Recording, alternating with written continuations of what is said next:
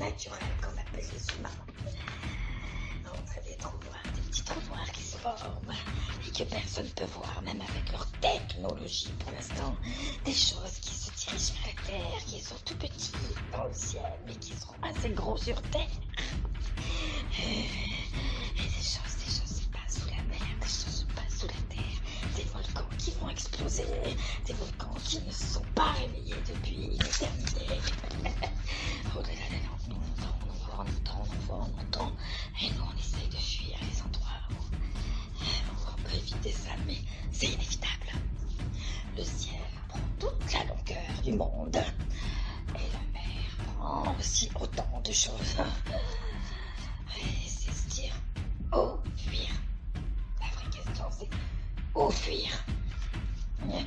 Qui vous donne ces informations? C'est des êtres qu'on ne voit pas en même temps que les voix.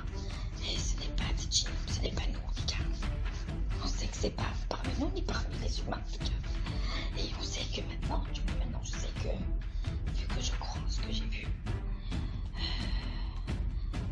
qu'il est entouré, ce créateur est entouré, et que ceux qui l'entourent font passer des messages. Les anges du ciel. C'est ce qui est plus grand. Oui.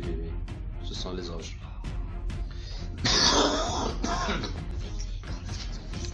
C'est ça.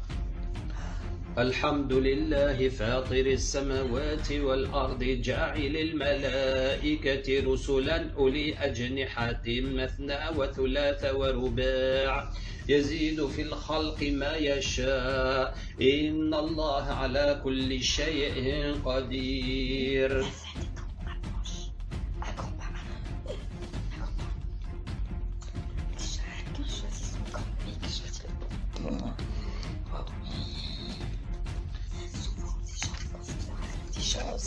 Ils croient que c'est à cause de nous, pour un sujet ou un autre.